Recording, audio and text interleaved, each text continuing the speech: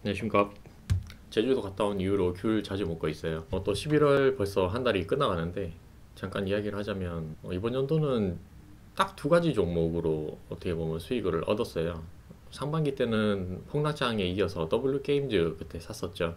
그래서 그때도 한 4만 원대 제가 샀어서 6만 원 중반대에 팔고 수익을 좀 많이 냈었고, 그 이유는 지금 이 들어가 있는 한미약품 들어가서 7월에 들어갔어요. 그래서 지금까지 가지고 있는데 보통 하나 사면 제가 3개월이나 기본 3개월이고 길면은 6개월이나 1년 이상 가져가고 가는 경우도 있어요. 그만큼 들어갈 때 제가 엄청 신중하게 정말 최저점이다 싶을 때 들어간 거기 때문에 좀 확신을 가지고 이렇게 사고 있고요.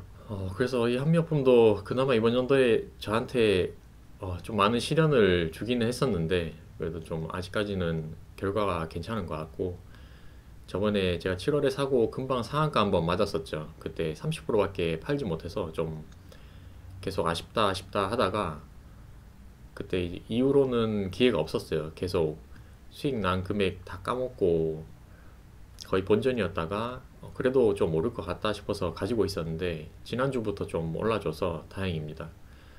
그래서 다시 지난번 8월에 상한가 맞은 것만큼 거의 그만큼 다시 올라왔고요.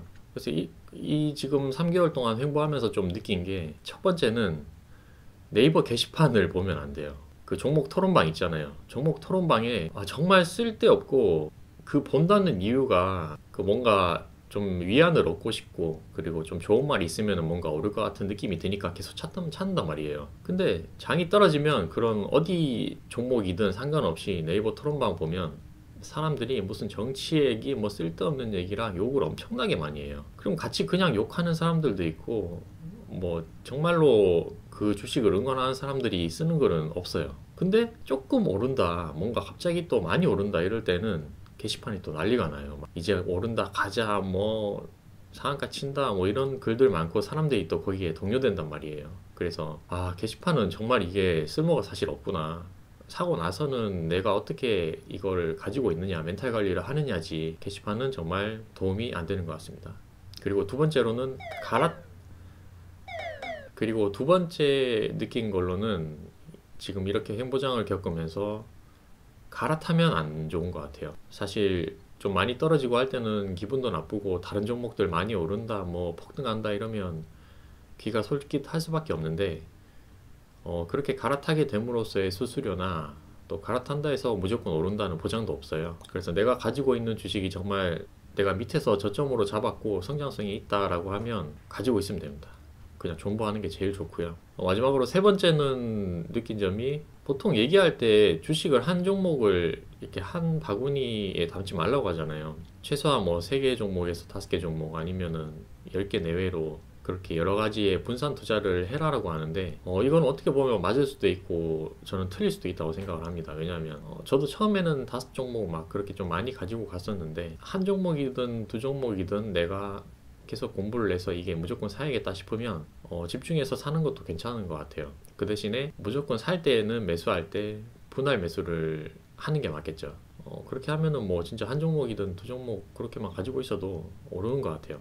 그래서 결국은 지금은 아직 입절을 또 못했는데, 이게 또 사는 것도 중요하지만 팔 때가 제일 중요하죠. 내가 판단을 함부로 하는 게 쉽지가 않기 때문에 사실 보통 사람들한테 지금 제 친구나 직장 선배들한테 보여주면 지금이라도 팔아라, 또 나중에 후회하지 말고라고 하는데 저는 그래도 한 번 더 가져가 보겠습니다. 한 40만 원대까지는 볼 것 같아요.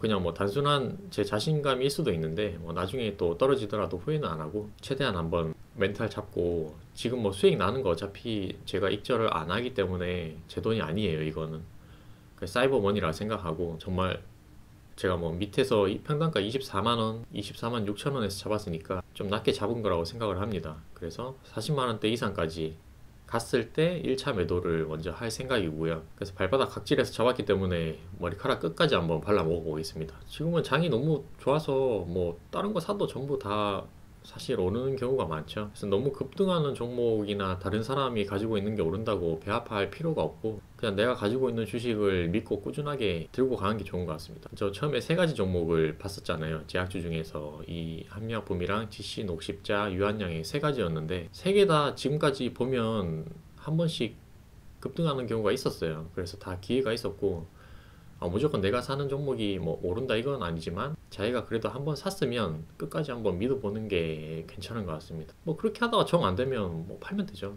저번에 올렸던 제가 삼성전기도 1년 반 가지고 있었잖아요. 근데 결국은 평단가 자체를 제가 높게 사다 보니까 이게 뭐 흐지부지하고 결국은 마이너스를 봤는데 그래서 지금까지 계속 본 게 우선 살 때 정말 저점에서 더 이상 낮아질 것 같지 않다라는 생각이 딱 들 때 확신이 들면은 사야 되는 게 좋은 것 같습니다. 주식은 싸게 사서 비싸게 파는 게 맞으니까 뭐 종목이 좋다 나쁘다는 그거보다 내가 싸게 사서 비싸게 판다. 그게 좀 중요한 것 같아요.